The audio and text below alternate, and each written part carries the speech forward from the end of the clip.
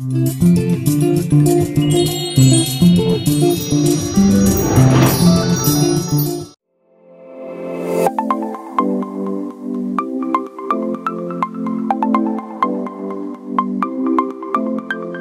سألنا الناس عن المذيعين اللي بيحبوهم والمذيعين اللي ما بيحبوهمش، وكل واحد قال رأيه بصراحة جدا وبشفافية. تعالوا نشوف الناس قالت ايه في الموضوع ده.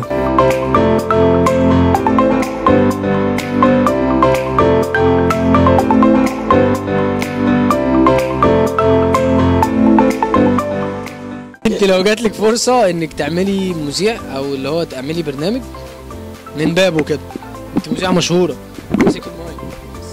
بسم الله الرحمن الرحيم.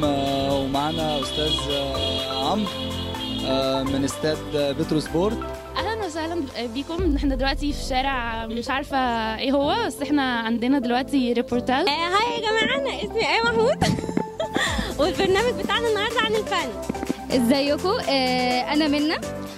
دي اول حلقه ليا النهارده في البرنامج. انا بقى مذيعه للرسم، يعني انا بقدم كل حاجه عن الرسم كمان. يعني انا معايا دلوقتي تصميم، امسكي معايا كده يا بيرو. ولو هعمل برنامج هخليه عن الثقافات المختلفه وبالذات عن الثقافات الاسيويه. عمرو وجيه هعمل معاه لقاء دلوقتي. ازيك يا عمرو؟ الحمد لله. عامل ايه؟ تمام. بس ايه رايك؟ انت تمشي وسيبهم. مين في المذيعين ما بيتحبهم؟ لميس الحديدي. اكتر مذيع بتتفرج؟ ايه ده؟ لا انا ما بحبش مذيعين خالص اصلا خالص. مدحت شلبي. هلا هلا هلا والشغل ده ولا. هلا هلا هلا هلا هلا هلا هلا هلا هلا عليك يا اسد. مين؟ احمد موسى وائل براشي. لميس الحديدي وعمرو اديب. ماشي. مين اكتر مذيع انت بتحبه؟ هو مش مذيع بس انا حازم امام، يعني لما بيطلع يعلق في كوره استوديو التحليلي بالظبط كده. مدحت شرفي. بحب لبنى عسل عشان بحسها حياديه جدا وبتقول الاخبار بطريقه كويسه. مذيع كنت بحبه باسم يوسف. طيب قلد لي بقى، انت مذيع، قلد لي بقى الابراشي. يعني انت بتقر وبتعترف انه حصل ده اللي حصل مش كده؟ لا بس في ناس تانية قالت انه اللي حصل غير كده. ممكن حضرتك تشرح لنا وجهة نظرك؟ ايه قبل فين؟ يهدكوا.